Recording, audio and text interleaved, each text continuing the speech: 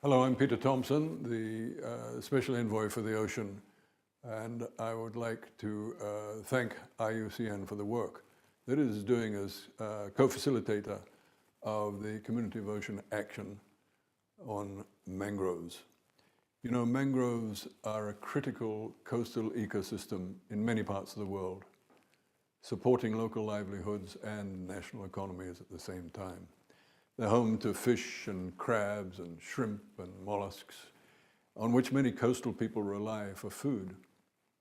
And they support nurseries of offshore fisheries, which are important both locally and to the global economy. Mangrove wood has unique properties that make it a valuable building material, and mangrove forests are home to other medicinal plants. I think what I remember as somebody who grew up on a mangrove coastline are the dense mangrove root systems, which stabilize coastlines and of course are exposed at different tides and covered at high tides and so on. Mangrove forests are a fascinating ecosystem.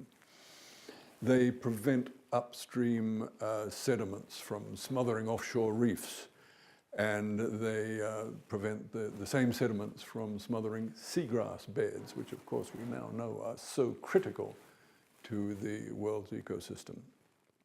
In areas where mangroves have been cleared, coastal damage from hurricanes and typhoons is much more severe, and we have the evidence for that now.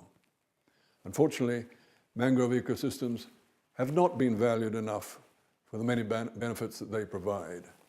And so they've been cleared across their historic range around the world. It's estimated that 67% of mangrove forests have been lost worldwide, deforested and degraded, mainly to accommodate agriculture and aquaculture and coastal development, including tourism.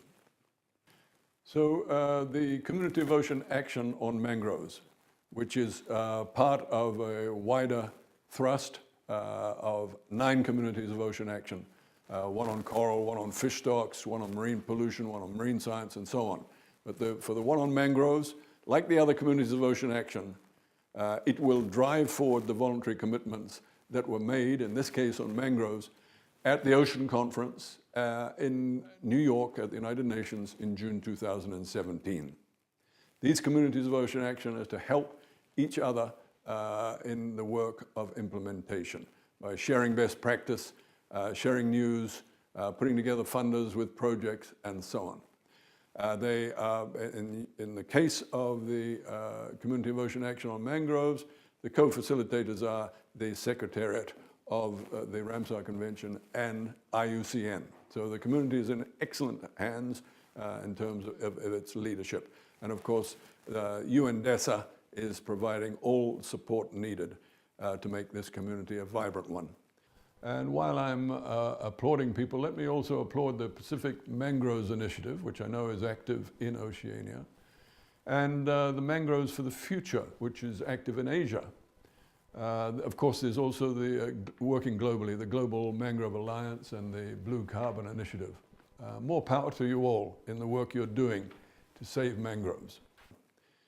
It's expected that in 2020, the second UN Ocean Conference will be held to assess how we're going, successes and failures, and make the necessary adjustments to take us through to the culmination of SDG 14 in 2030.